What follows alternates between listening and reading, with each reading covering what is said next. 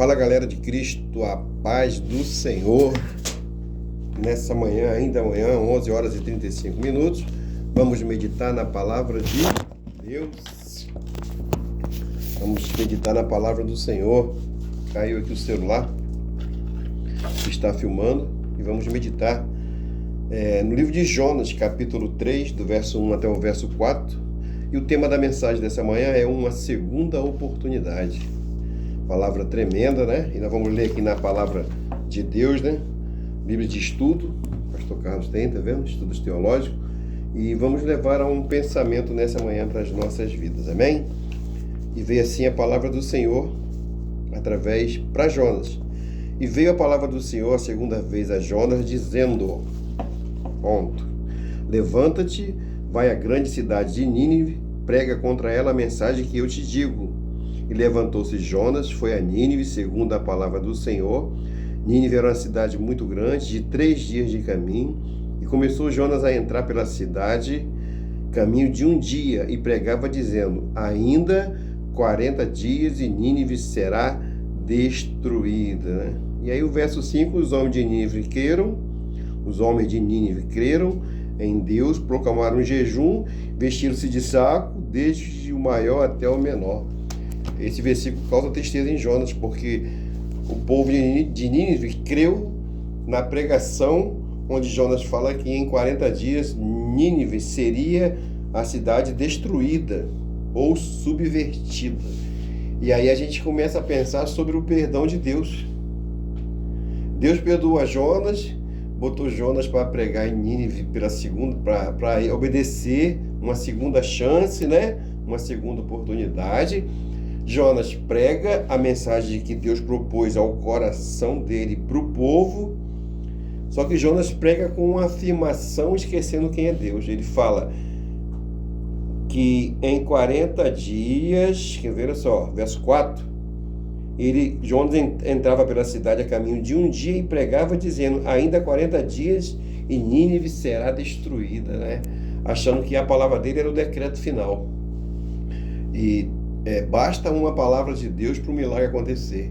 E o verso 5 vai dizer que o povo se arrependeu, os homens creram na pregação, fizeram um jejum de arrependimento, desde o homem mais rico ao mais pobre, até os animais, se vestiram de vestes de saco, não é isso? É o que o texto vai dizer, no jejum, e vestiram-se de saco, desde o maior até o menor. Quer dizer, arrependimento. Por quanto tempo? É outra coisa, mas aqui nesse texto que nós estamos lendo, nesse capítulo 3, vai dizer, desde o rei até o súdito mais pobre se arrependeu, até os animais foram vestidos de pano de saco. Olha só o mistério. Então, Jonas prega com a certeza de que Deus vai destruir. E Deus é misericordioso, né? Jonas pecou porque desobedeceu, foi para Tarsis em vez de Nínive, foi engolido por um grande peixe, mas Deus não imputou isso como um pecado, jogando na cara de Jonas, isso não. Jonas deu uma nova missão, Deus deu uma nova oportunidade, né? E é isso que Deus faz. O livro põe diante de nossos olhos Deus e Jonas. Mais uma vez, pela segunda vez, Deus comissiona, né, o profeta, né, a uma nova missão. Deus comissiona o profeta para uma nova missão, de pregar aos ninivitas, e não recorda a Jonas sua falha. Você vai pregar, mas tu sabe que você está errado comigo. Não, Deus vai falar que do teu pecado eu não lembro mais, né? Não ameaça dizendo o que fará, simplesmente Deus dá uma nova oportunidade de cumprir a missão. E é isso que Deus faz com você, faz comigo, né? Quando a gente sai da lei da obediência e vai para a desobediência, a gente confessa, Deus perdoa, portanto é que o texto vai falar da oração de Jonas, no capítulo 2. Deus perdoa e não imputa esse pecado como punição todos os dias de ouvir a voz dizendo, não, mas você está errado. Não, Deus dá uma missão e dá uma oportunidade, né?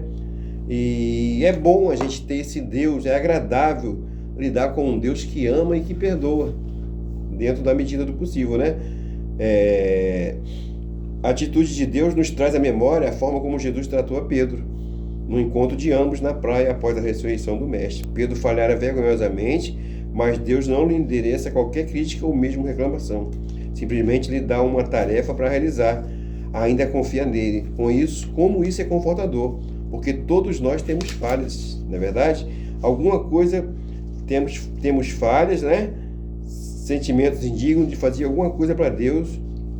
A vergonha é até grande, mas a graça que Ele confia em nós é muito grande, né? A graça de Deus sobre nossas vidas.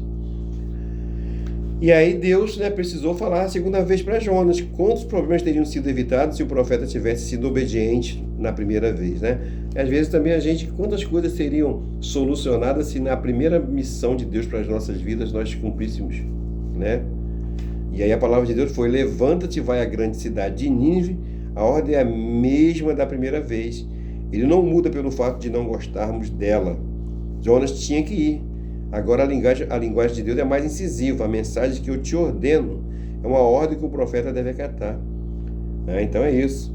E diz o texto que Nínive era uma grande cidade, né? Nínive era a capital da Síria. A quase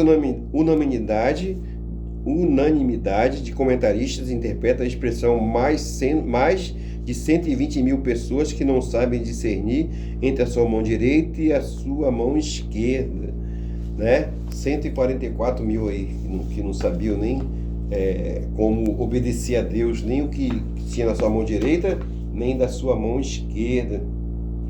E Deus tinha a visão, né, de perdoar aquele povo, mais de 120 mil pessoas que não sabem discernir entre a sua mão direita e a sua mão esquerda. Quer dizer, pessoas sem opção, sem aprendizado para saber o que é certo e o que é errado, né? E a mensagem era: ainda 40 dias e Nínive será subvertida, né? 40 dias seria o que? Destruída. E é isso, a mensagem era essa. Mas ninguém explica a Deus. O coração de Deus era que através da mensagem o povo se arrependesse. E o povo se arrependeu. E é isso que eu quero falar para você nessa manhã. É preciso uma vida de confissão, uma vida de intimidade, uma vida onde você entenda que o seu pecado tem perdão. Jonas pecou terrivelmente, desobedeceu ao Senhor. Mas lá na frente, quando ele está lá na adversidade, ele lembra de confessar ao Senhor. E Deus perdoou. E Deus deu uma nova missão. E eu acredito que é isso que Deus quer fazer com a gente. Dar uma nova missão. Te direcionar, te colocar na presença dele e não questionar a Deus, né? Porque até o mais pobre, o mais torpe pecador, o cara mais pecador da face da terra, ele tem direito a perdão, caso ele queira. A Bíblia diz que Deus quer que todos sejam salvos. Todos são todos. Não é meia dúzia, né? É a oportunidade, né, de reconhecer um Deus que fala que eis que estou à porta e bato. Ele bate na porta. É só abrir. Deus faz cessar a tempestade, os ventos, as dificuldades, e coloca calmaria. Os discípulos no barco vão dizer o quê? Que homem é esse que até o vento e o mar lhes obedece. Amém? Que o Senhor te abençoe, te guarde, te dê paz no coração, que você sinta o desejo de obedecer e avançar, olhando para Cristo, autor e consumador da tua fé, tá bom? Graças e paz, da parte do pastor Carlos.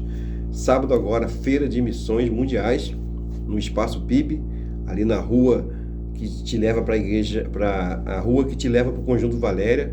Na primeira rua direita, você não entra, você para nela e olha para o outro lado da rua e você vai ver o terreno da igreja, o Espaço PIB, onde vai estar acontecendo um grande evento para a honra e glória do Senhor, para que nós possamos enviar o nosso alvo de missões mundiais, tá bom? Graça e paz aí, Primeira Igreja Batista, no coração de Deus. Bora avançar.